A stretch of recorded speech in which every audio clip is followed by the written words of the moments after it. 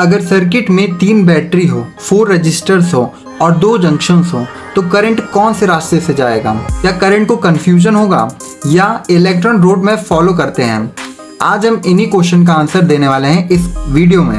आज हम इन्हीं क्वेश्चन को देखेंगे और इनका आंसर जानेंगे किरचॉफ रूल्स के साथ। वीडियो को शुरू करने से पहले मैं आपको एक इम्पॉर्टेंट बात बता दूं। इस चैनल पर आपको सारी चीज़ें अवेलेबल मिलती हैं, क्लास 6 से लेकर 12 तक सारी चीज़ें, सारे सब्जेक्ट, इवन लिटरेचर भी।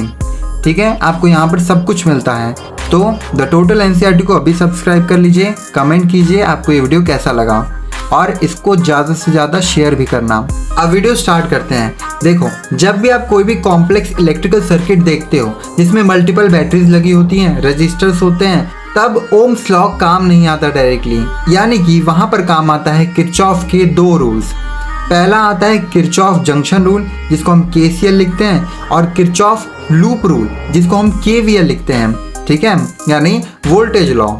चलिए इन दोनों को इस सिंपल लैंग्वेज में समझते हैं। सबसे पहला आता है जंक्शन रूल जिसको हम केसीएल लिखते हैं, यानी कि किरचॉफ करंट लॉ। इसका स्टेटमेंट देखो, at any junction in an electric circuit the sum of incoming current is equal to the sum of outgoing current. यानी कि जंक्शन मतलब जहां पर वायर ब्रांच होती है, वहां जितना करंट आता है उतना ही बाहर भी जाता है, यानी कि उतना ही बाहर भी जाना चाहिए। करंट कभी स्टोर नहीं होता।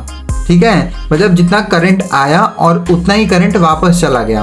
कहीं भी करंट को स्टोर नहीं करते हैं। ठीक है, और आपको पता होना चाहिए करंट को स्टोर करने का काम किसका होता है? कैपेसिटर का। ठीक है, इसका फॉर्मूला देखो, इसका फॉर्मूला ये है। एक एग्जांपल लेते हैं। एक जंक्शन पे 4 एम्पियर करंट आ रहा है और 1 एम्पियर करंट निकल रहा है, तो बाकी करंट कितना निकलेगा? इसके सॉल्यूशन के लिए हम सबसे पहले लिखेंगे इनकमिंग करंट जो कि है 4 एम्पियर, उसके बाद आउटगोइंग करंट जो कि है 1 एम्पियर, प्लस हमको जो भी करंट निकालना है। ठीक है, हमारा आंसर मिलेगा हमको, वो है 3 एम्पियर, यानी कि 3 एम्पियर का करंट वहां से पास होगा। नेक्स्ट हम मूव करते हैं लूप रूल में, यानी कि केवीएल, किरचॉफ्स वोल्टेज लॉ पर। इसका स्टेटमेंट कुछ इस प्रकार है, the algebraic sum of potential difference voltage around any closed loop is 0। यानी कि अगर आप सर्किट के एक गोल चक्कर में जाते हो तो जितना वोल्टेज बैटरी ने दिया उतना ही रजिस्टर्स ले जाता है। ठीक है, इसका फॉर्मूला आप यहाँ पर देख सकते हो। यहाँ पर साइन कन्वेंशंस देख लो कुछ। यहाँ पर सिचुएशन है और यहाँ पर साइन है। सिचुएशन यानी battery positive to negative move करे तो वहाँ पर प्लस ईएमएफ साइन आएगा। उसके बाद अगर battery negative to positive move करे तो इसी का अपोजिट। करंट की डायरेक्शन इन रजिस्टर्स ये होती है -IR, opposite to current in resistors ये होती है +IR। ये कुछ इंपॉर्टेंट साइन कन्वेंशंस थे। न्यूमेरिकल के एग्जाम्पल देखो, यहाँ पर मिक्स्ड लूप और जंक्शन रूल सबको कंबाइन किया गया है। देखो प्रॉब्लम स्टेटमेंट समझो। एक क्वेश्चन लेते हैं। एक सर्किट में 2 लूप्स हैं, 2 बैटरी हैं, यानी 10 वोल्ट और 5 वोल्ट की 2 बैटरी हैं, 3 रजिस्टर्स हैं, 2 ओम, 3 ओम और 4 ओम के, और 2 जंक्शंस हैं। हमको ये निकालना है कि जो करंट है वो ईच ब्रांच पर कितना होगा। तो इसके लिए हम सबसे पहले लूप फर्स्ट को लेंगे जिसमें हम लिखेंगे 10 volt battery with 2 ohm and 3 ohm resistors. Then loop 2 में हम 5 volt battery with 4 ohm resistors को लेंगे। हम करंट को लिखेंगे यहाँ पर I1, I2 और I3। इन ब्रांचेज में ऐसे करंट जा रहे हैं। ठीक है, स्टेप 1 में हम करने वाले हैं apply junction rule at point ए।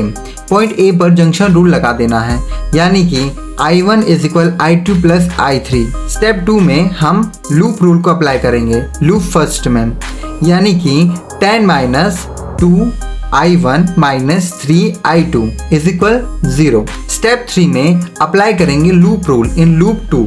उसके लिए हम यहाँ पे लिखेंगे 5 - 4 I3 - 3 I2 = 0। अब आप इन 3 इक्वेशन को सॉल्व करेंगे तो आपके आंसर यहाँ पर आ जाएंगे।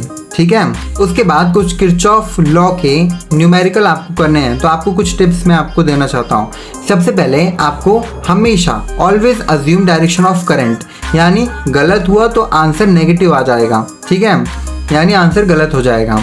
फिर यूज प्रॉपर साइन कन्वेंशन, जहां पर जो साइन लगना चाहिए वहां पर वही लगाओ, ठीक है। उसके बाद ट्राई करो रिड्यूस इक्वेशंस और सब्स्टिट्यूट का। Final answer should always satisfy all 3 equations, ठीक है।